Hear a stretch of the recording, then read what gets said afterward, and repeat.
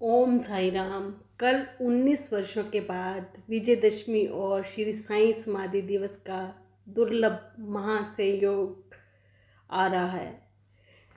2002 में ऐसा महासंयोग बना था, तो कल का दिन आपके लिए बहुत ही दुर्लभ है। आप इस दिन को अपने हाथ से मत जाने दें।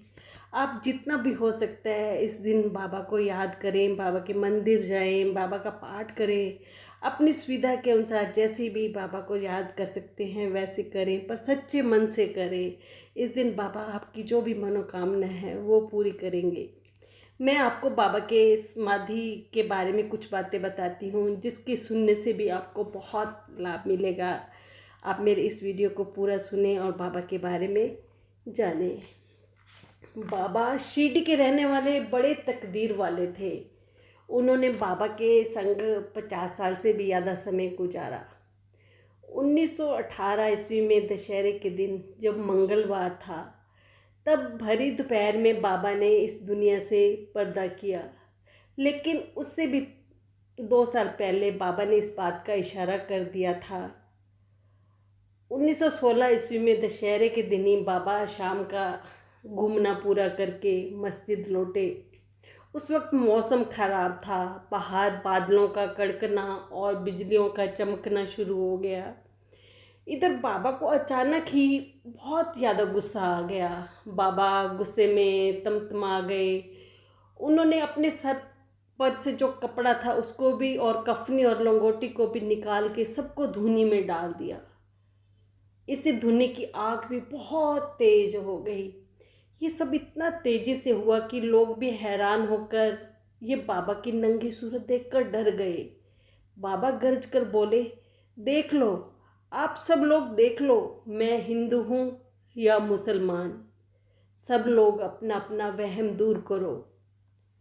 उसी वक्त धीरज रखकर बाबा का भक्त भागोजी शिंदे उनके पास गया और उसने बाबा को लंगोटी पहनाई और बोला, बाबा आज तो दशहरे का सीमोल्लंघन है और आपने ये क्या किया।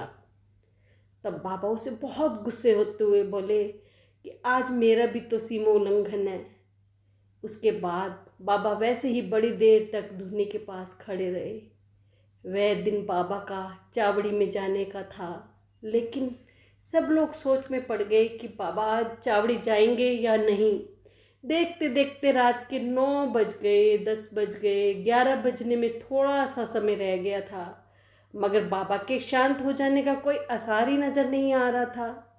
लोग भी इंतज़ार में खड़े थे। कुछ समय बाद जब रात के 11 बजने की चावड़ी की घंटी बजी, तब बाबा उठे। उन्होंने सर पे कपड़ा बांधा, कफनी पहनी, चिलम और तम्बाकू उठाई और सोटा बगल में पकड़ा और लोगों से बोले, चलो। तब कहीं माहौल खुशी से भर गया। सब लोगों ने बाबा के नाम की जयकार की और जुलूस आगे आगे चलने लगा। बाबा ने 1918 ईस्वी का दशहरा अपना चोला छोड़ने का दिन मुकर्रर किया था। इसका एक और भी सबूत है।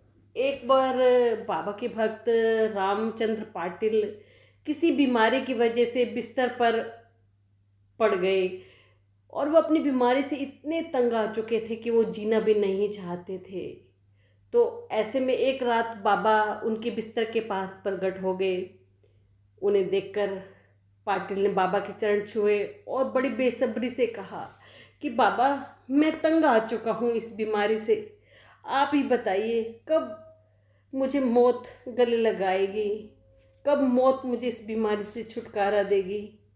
बाबा ने अपना हाथ उनके माथे पे रखा और बोले कि दादा, बेफिक्र हो जाओ, तेरी बला टल चुकी है, पर मुझे अब तात्या की चिंता है।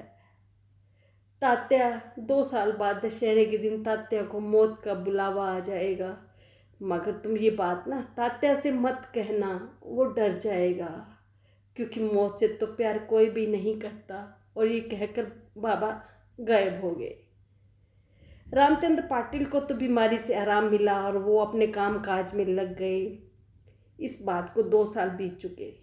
1918 ईस्वी के अश्विन वदी में तात्या को बुखार आने लगा और दिन के दिन उनकी जो बीमारी है वो बढ़ती गई, मगर इतनी बीमारी होने के बावजूद भी उनका ध्यान बाबा में लगा रहता, वो बाबा को याद करते रहते। मगर जब तात्या की बीमारी की खबर रामचंद्र पाटिल को पता चली तो उन्हें बाबा की बताई हुई भविष्यवाणी याद आ गई। तो उन्हें चिंता हो गई, उन्हें लगा कि तात्या हमें छोड़कर चले जाएंगे। और इस दिन, जिस दिन तात्या को बुखार चढ़ा, उस दिन बाबा को भी ठंड लग गई, बाबा को भी खांसी जुकाम हो गया।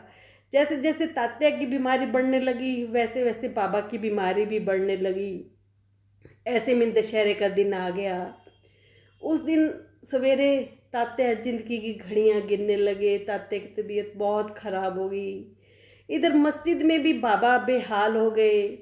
उनकी हालत देखकर भक्त रोने लगे। दोपहर जैसे जैसे नज़दीक आ रही थी वैसे वैसे लोग चिंता में डूबे जा रहे थे।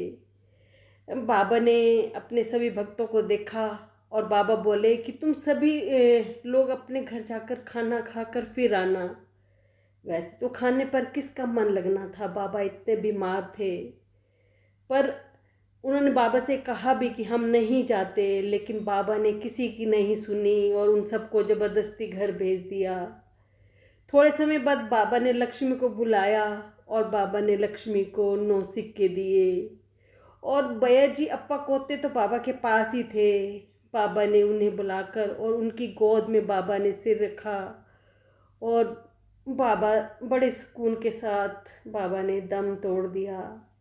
जब भैया जी ने के बाद में ये ध्यान आई कि बाबा हम अब हमारे बीच नहीं हैं, तो भैया जी बड़े ज़ोर ज़ोर से रोने लगे। फिर लक्ष्मी बाई भी बाबा के चरणों में सर रखकर फूट फूट कर रोने लगी। ये आवाज़ सुनते ही मस्जिद के आसपास के लोग दौड़कर आ गए। मस्जिद में कोहराम मच गया, सब जगह ये बात फैल गई।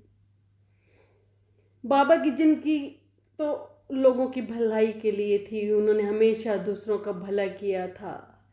यह तो शिरडी की खुशकिस्मती थी कि बाबा ने रहने के वास्ते शिरडी को ही चुना। शिरडी बाबा के कारण हिंदुस्तान का एक पावन तीर्थ स्थान बन गया। बाबा के कारण ही शिरडी में लाखों लोग आते रहे।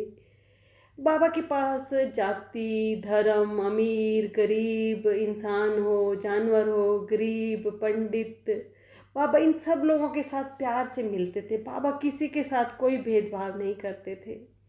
बाबा सब लोगों का सहारा थे। वह सभी के दुख सुख में साझेदार थे, मुश्किल में सबका आसरा थे। वे कभी गुस्सा होते थे, वह भी भक्तों की भलाई के लिए गुस्सा होते थे। उन्होंने ना जाने कितनों की भलाई करके रास्ते पर लाया, कितनों की निराश जिंदगी में उम्मीद भर दी, कितनों को बीमारी से छुड़ाया। सारी उम्र भर उन्होंने लोगों की दया, अहिंसा, प्यार, दान, भाईचारा, कितनी बातों का महत्व समझा दिया।